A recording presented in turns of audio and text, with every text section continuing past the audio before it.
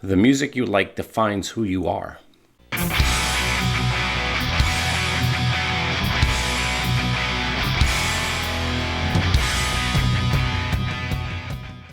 I'd like to start off this video with a joke, and it goes something like this. I'm glad I don't like mayonnaise, because if I did like mayonnaise, I would be a person that likes mayonnaise, and I don't want to be that. Well, if you change the word mayonnaise to Bon Jovi, it kind of goes something like this. I'm glad I don't like Bon Jovi, because if I did, that means I'd be a person who likes Bon Jovi, and I don't want to be a person who likes Bon Jovi. Do you remember that movie, The Breakfast Club? Well, the 80s were that to a T. There were cliques.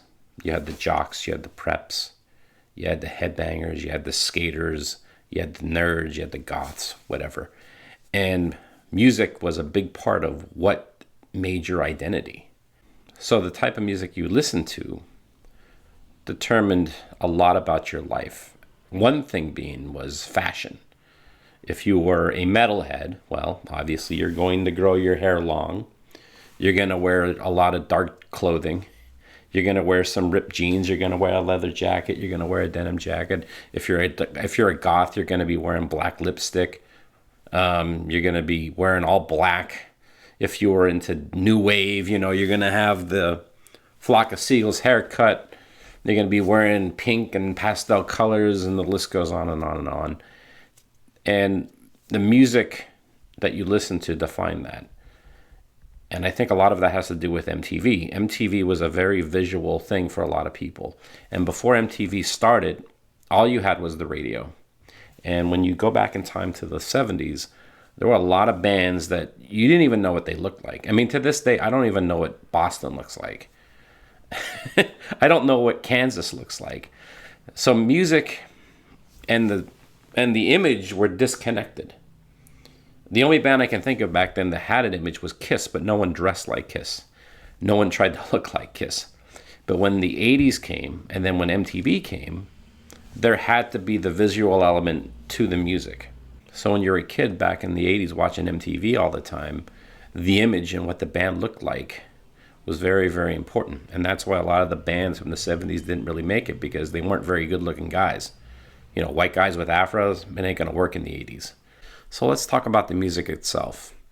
Right off the bat, one of the most important things when it comes to music is obviously the lyrics. What a band sings about says a lot about them, and it can say a lot about you. There's a lot of music that you can listen to, or I've listened to, where I could really, really relate to that.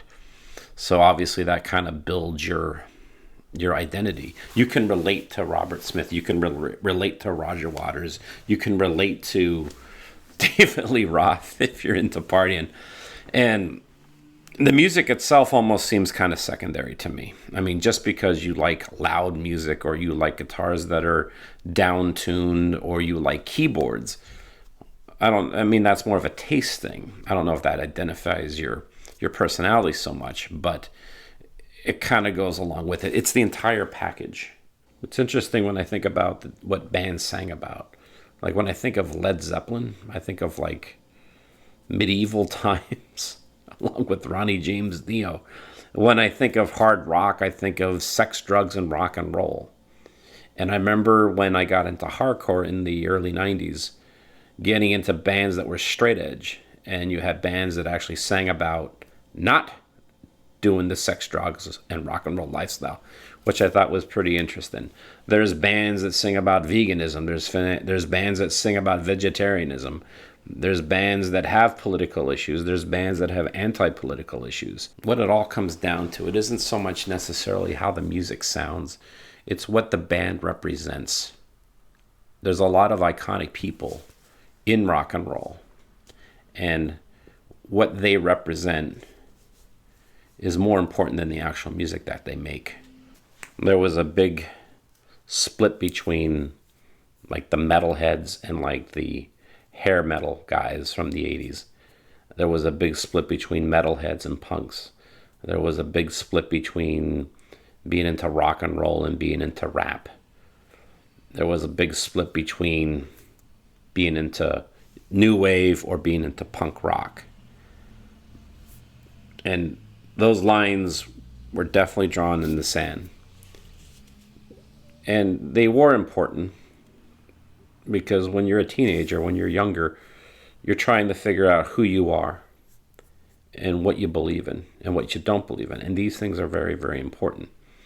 You're not really thinking those questions to yourself. You're just thinking to yourself, I can relate to this band, or I don't relate to that band, or I don't like what these guys represent, but I do like what these guys represent.